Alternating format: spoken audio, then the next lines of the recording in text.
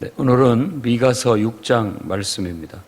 다시 분위기가 1장에서 3장까지의 분위기로 다시 이어집니다. 그래서 지금 범죄한 이스라엘을 향한 하나님의 어떤 변론이라는 말을 썼습니다. 이런 것들이 변론이라는 것은 이제 우리가 법정에서 자기의 어떤 증언을 하는 것을 변론이라고 그렇게 얘기를 하는 겁니다. 그러니까 이것은 이스라엘 백성을 향해서 하나님께서 하시는 말씀인데 1장에서도 얘기한 것처럼 증언입니다. 증언. 이스라엘 백성을 향하여 하나님께서 하고자 하는 말을 하는 거예요. 너희가 뭐가 잘못되었는지 알려주겠다. 근데 이 표현을 하나님이 직접 말하는 것을 선지자가 간접적으로 전하는 형태로 되어 있습니다. 그러니까 선지자의 입을 통해서 하나님의 음성을 듣게 하는 거죠. 하나님의 음성을. 그게 바로 설교입니다. 그리고 예언이라고도 하는 거죠. 그러니까 하나님이 이렇게 너희를 향해서 지금 말씀하고 계신다. 들어봐라. 라고 그런 거죠. 우리는 이제 기도를 통해서 또 예배를 통해서 기도라는 그 태도를 통해서 하나님이 나한테 뭐라고 말씀하시는지를 들을 수 있어야 됩니다. 하나님이 나한테. 그러니까 일방적으로 하나님 앞에 기도하는 게 아니라 내가 하나님 앞에 내 말을 다 털어놓지만 또 하나님은 나에 대해서 어떻게 생각하시고 나에게 뭐라고 말씀하실까를 들을 수 있다면 하나님의 음성을 들을 수 있는 겁니다. 그러니까 늘 의식이 마음이 하나님을 향해서 가 있어야 됩니다. 근데 그 마음이 저도 금식을 하면서 느끼는 거지만 정말 내가 100% 전심으로 하나님을 향하고 있는가? 이게 문제라는 거예요, 이게. 전적으로. 정말 하나님 앞에 어떤 내가 직업 때문에, 먹고 사는 문제 때문에, 혹은 사람들 때문에 하는 게 아니라 정말 하나님의 은혜를 받고 하나님의 사랑을 받아서 전심전력으로 하나님께 내가 할 수 있는 것. 그래서 그런 것들이 되어질 때 하나님께서 내게 뭐라고 말씀하시는지도 들을 수 있고 올바로 캐치할 수가 있고 또 하나님 뜻대로 살아갈 수가 있는 겁니다. 근데 전심전력을 어떻게 다 하느냐 이렇게 생각을 해봤는데 삶에서 내가 하나님 앞에 예배하고 뭐 새벽 예배하고 또 할 수만 있다면 낮에도 예배하고 또 할 수만 있다면 저녁에도 예배하고 이렇게 하면서 전심전력으로 하나님을 향하여 있으면 하나님께서도 내게 하나님의 음성이 들려지고 또 깨달아지고 하나님 뜻대로 살게 되는 거예요. 그러면 내 삶은 어떻게 삽니까? 라고 생각을 해보면 묵상을 해보면 아니 사실 그 시간에 우리가 뭘 하고 있느냐라는 것을 되려 하나님께서 물으시는 듯해요. 그 남은 시간들 정말 내가 내 삶을 위해서 살아야 되지만 중요한 일들이 몇 가지 있고 나머지 일들은 다 그렇게 썩 중요하지 않은 일들에 많은 시간을 허비하고 있더라라는 겁니다. 물론 쉬기도 하고 또 나름대로 그런 것도 해야 되지만 전심전력이라는 게 하나님 앞에 할 수만 있으면 초점을 맞추고 그분께 집중하고 어떤 최선을 다하는 그런 상태로 내가 살아가는 것을 말하는 것인데 그럴 때 하나님의 음성이 들릴 수 있고 또 우리가 깨달아질 수 있다라고 여겨집니다. 그렇게 살면 오히려 더 우리의 인생이 오히려 더 잘 되지 않을까. 오늘 말씀처럼 더 복을 받고 더 형통하고 하나님의 축복을 누릴 수 있다고 그렇게 믿어집니다. 여러분들도 삶을 한번 그렇게 살아보시기 바랍니다.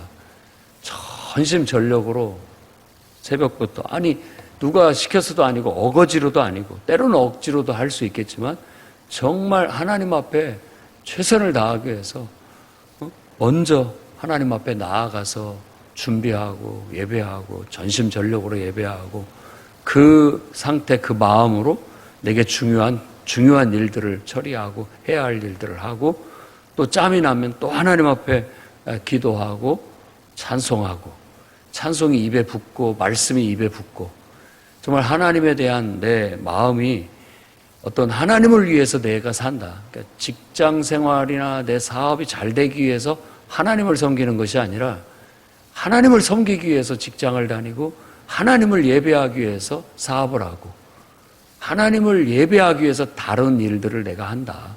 그 모든 초점이 하나님께 향해져 있는 그런 것들이라면 우리가 정말 하나님 뜻대로 살 수 있을 것 같고 하나님이 축복하시는 삶을 살 수 있다고 믿습니다.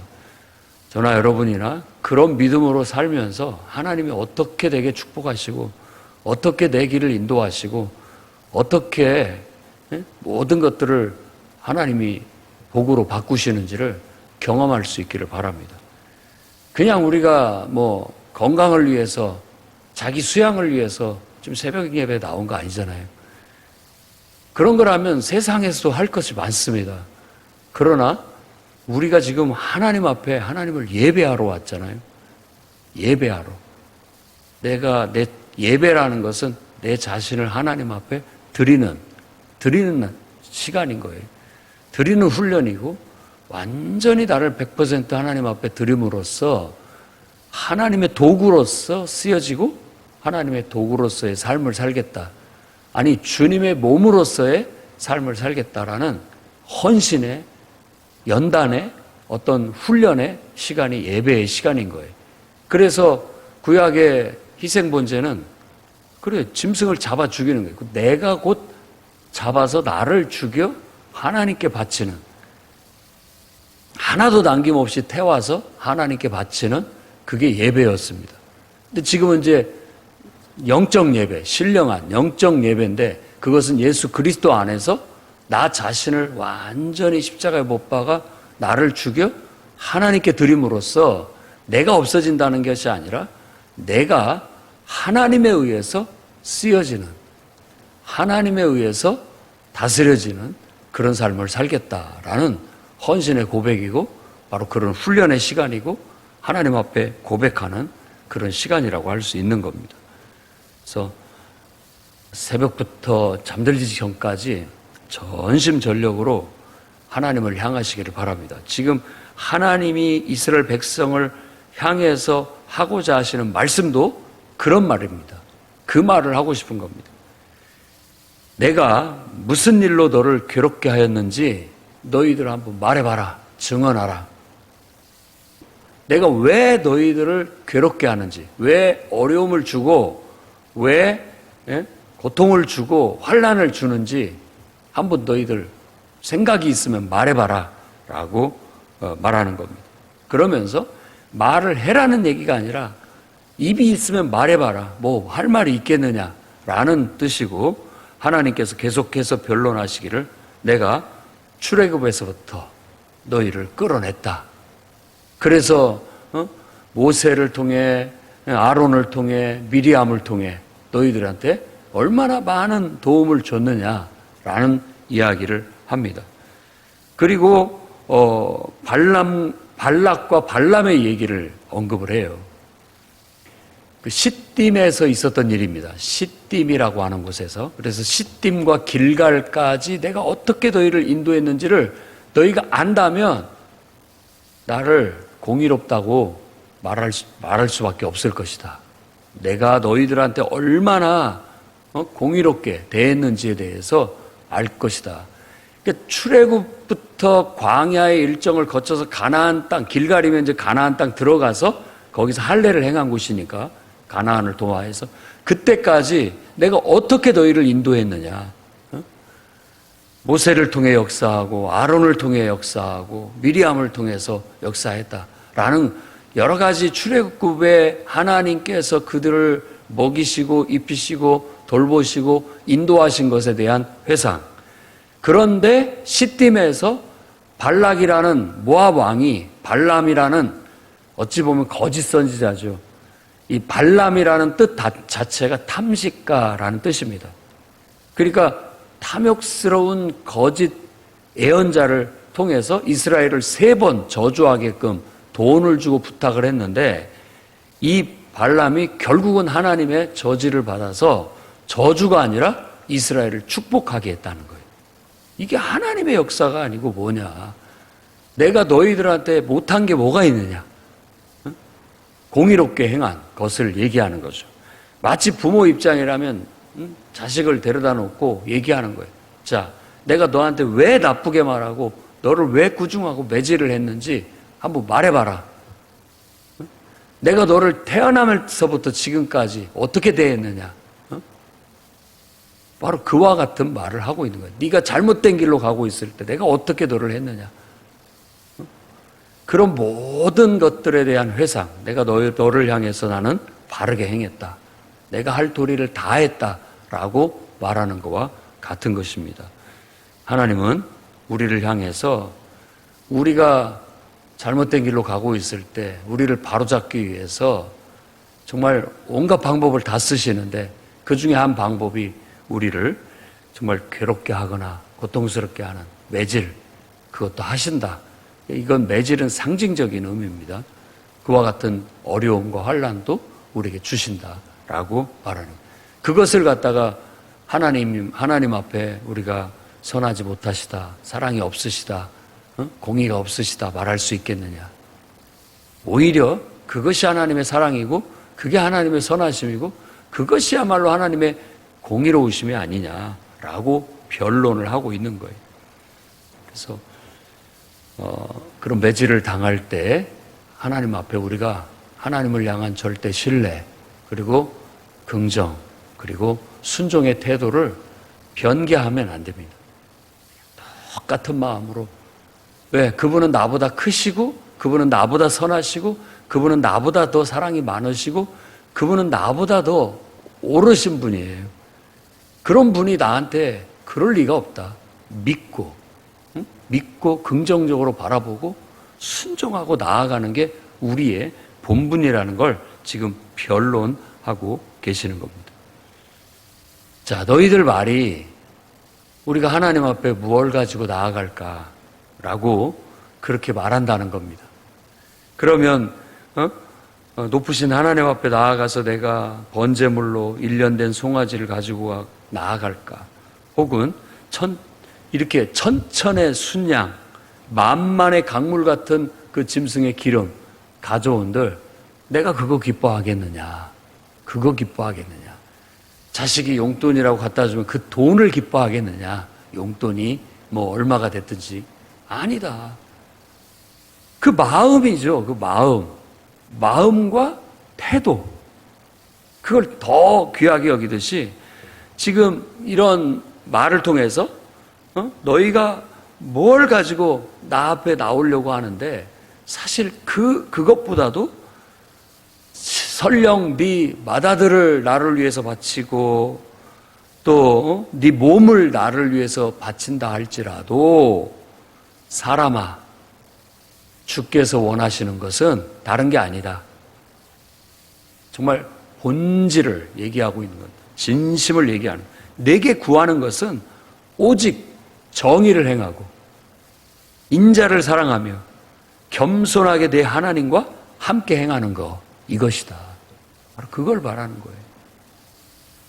그러니까 우리가 막 열정적으로 찬양을 하고 있는 힘을 다해서 찬양을 하고 기도도 그냥 전심전력으로 온 힘을 당해서 저 밑에서부터 올라오는 힘을 통해서 기도하고 이렇게 하고 그것이 곧 내 삶의 올바름으로 하나님 앞에 집중하여 하나님을 예배하는 데 초점을 맞추다 보니까 죄질 시간이 없어요.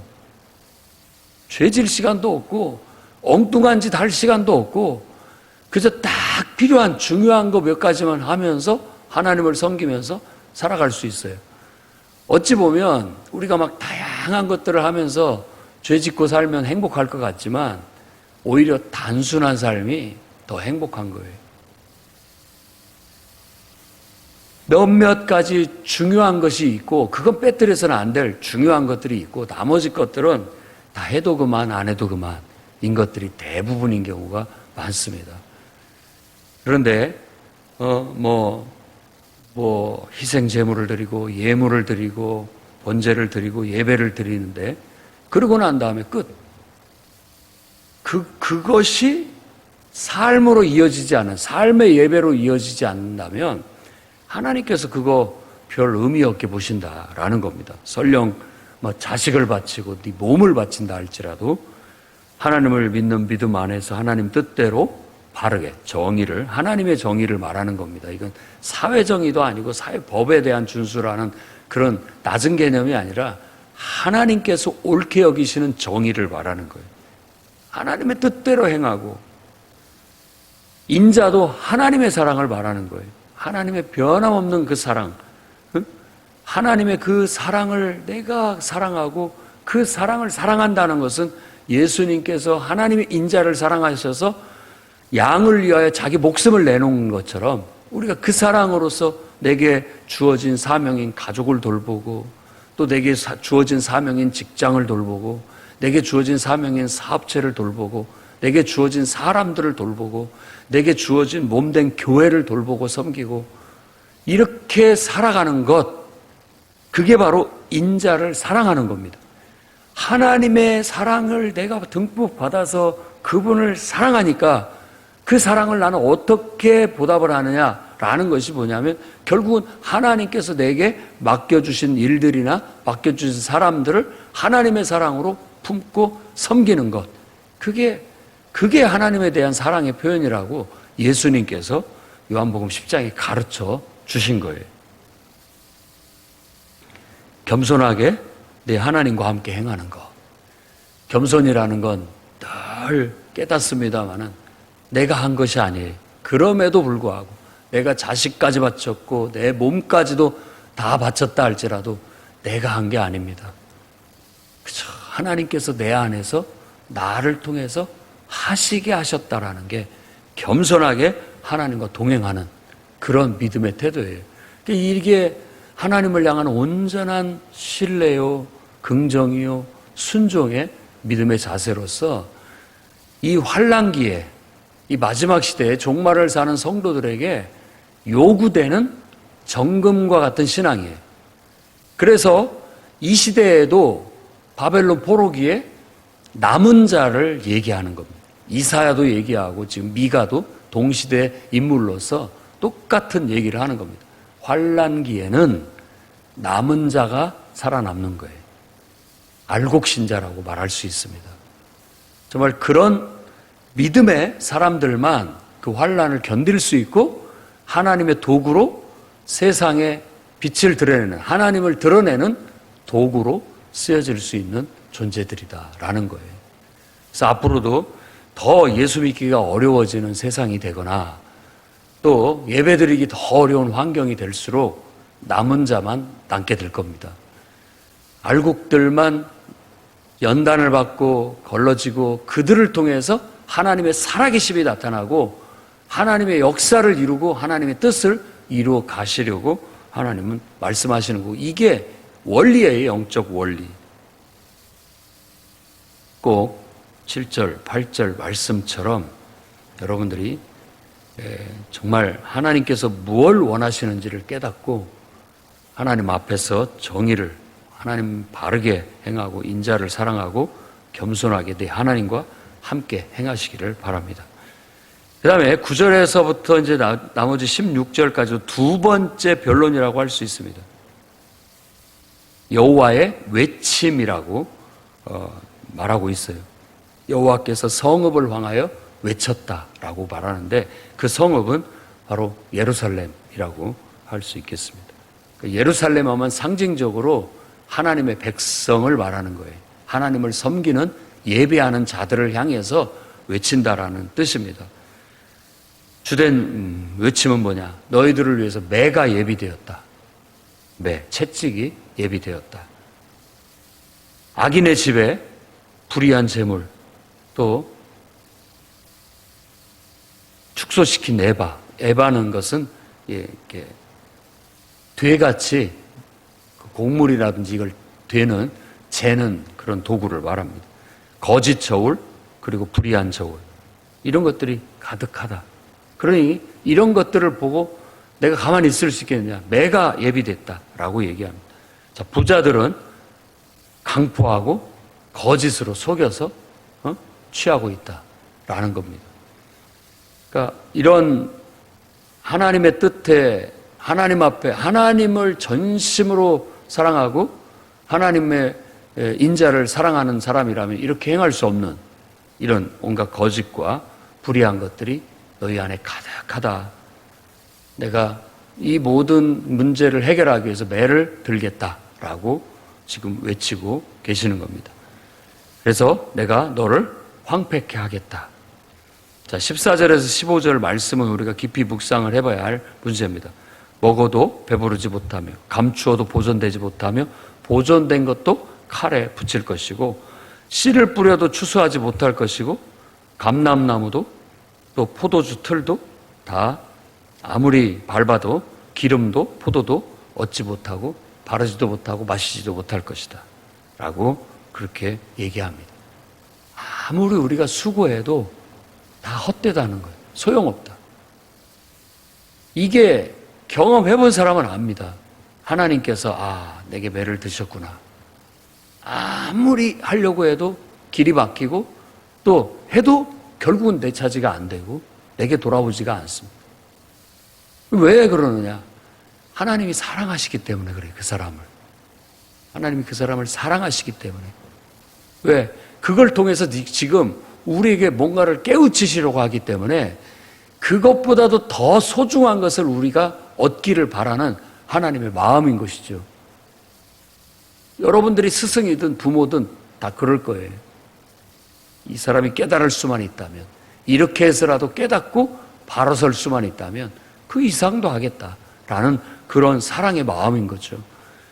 그래서 우리가 어떤 정말 하나님께서 우리를 괴롭게 하시고 어려움을 당하실 때 이것에 대해서 불만, 불평, 불만으로 다친 마음을 갖고 하나님을 멀리 떠나는 것이 아니라 되려 하나님께서 나를 사랑하시기 때문에 이런 일을 주셨구나 하고 더 하나님 앞에 기도하라는 거 보구나. 내가 전심으로 하나님을 향하지 못하고 있구나. 지금 깨닫고 깨우치고 하나님 앞에 나올 수만 있다면 결국은 우리는 하나님의 은혜도 축복도 놓치지 않고 다 누리게 되고 받게 될 것입니다. 교회가 성도들을 왜 가르칩니까? 하나님 앞에 바로 서서 은혜와 축복을 누리며 하나님의 은총 아래 살도록 하기 위한 거거든요. 그런데 성도들이 하나님을 온전히 섬기지 못하고 정말 인간적으로 자기 생각대로 자기 욕심을 따라서 살면서 하나님을 섬긴다고 흉내만 내고 있다면 그건 믿음도 아니고 은혜도 아니고 축복도 아니어서 그렇게 하면서 자기가 잘못한지를 모르고 뭐 하나님 믿어봐도 잘 되는 것도 없네 라고 말한다면 그거야말로 우리가 깨뜨려야 할 우상이고 깨뜨려야 할 왜곡된 신앙이라는 걸 알아야 됩니다. 한번 제대로 하나님을 예배하고 섬기면서 하나님 뜻대로 살아보십시오. 그러면 하나님께서 은혜와 축복을 우리에게 왜 안 붓는지 아마 알게 될 겁니다. 깨닫게 될 거예요. 정말 하나님께서 우리를 배부르게 하시고 또 가득 채우게 만들어주시고 많은 것들을 누리며 살 수 있게끔 해주신다는 믿음을 갖고 나아가시기 바랍니다.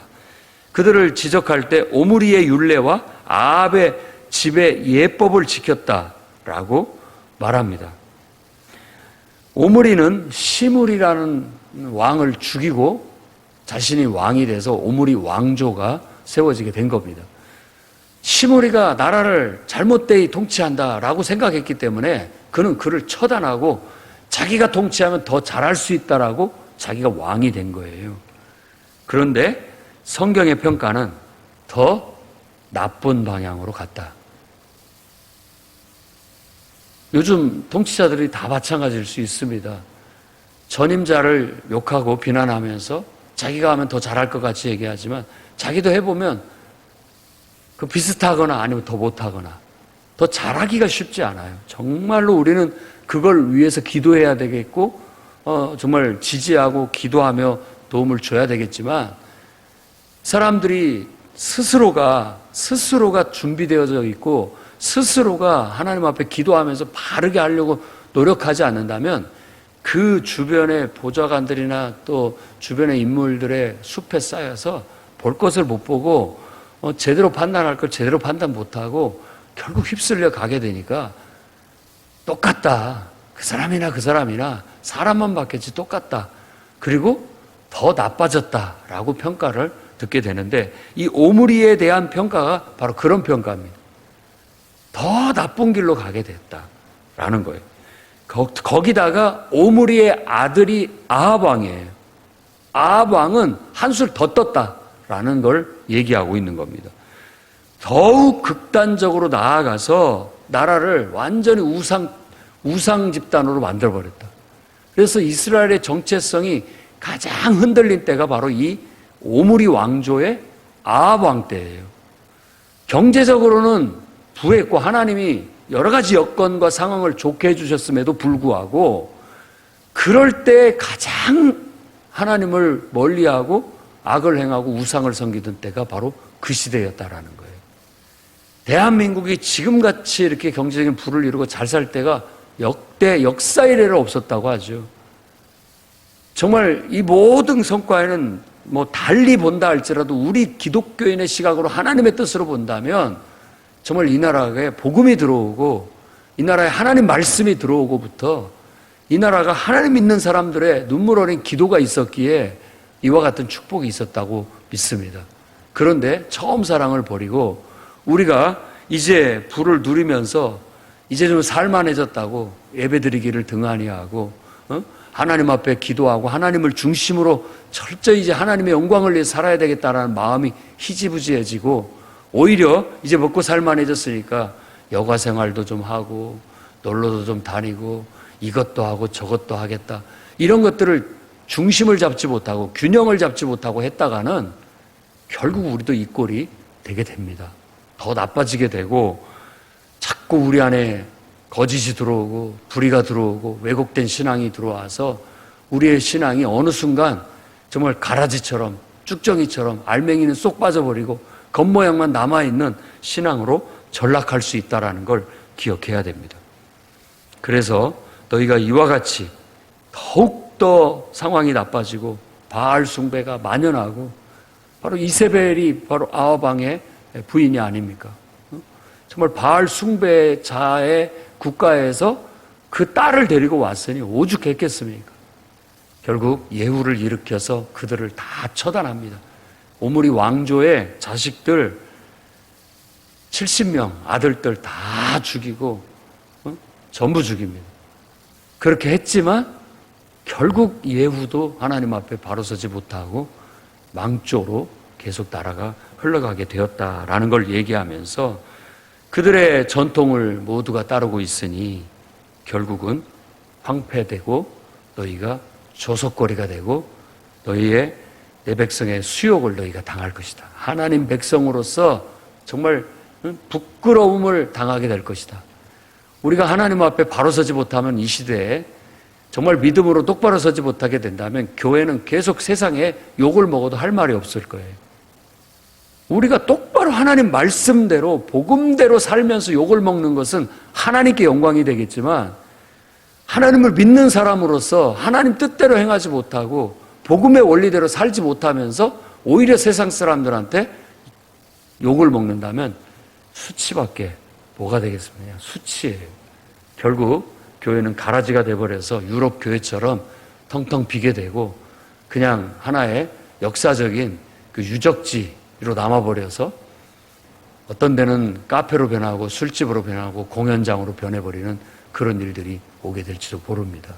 정신을 바짝 차려야 되고 이 환란기에 더 예수 믿기 어려운 시대일수록 하나님은 남은 자를 구한다.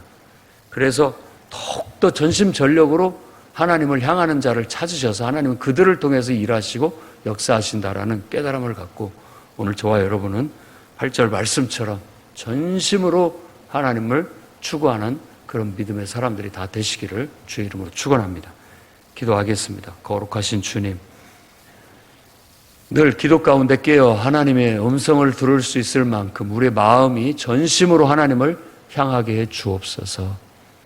순결한 마음으로, 순수한 마음으로 모든 거 하나님 앞에 산 제사와 같이 다 내 자신을 올려드리고 언제든지 주님의 말씀을 듣고 주님 말씀이라면 무조건 순종하고 즉각적으로 순종할 수 있는 그런 정금과 같은 믿음의 용사들이 되어 이 마지막 시대에 우리가 마땅히 감당해야 할 사명을 감당할 수 있도록 붙잡아 주옵소서.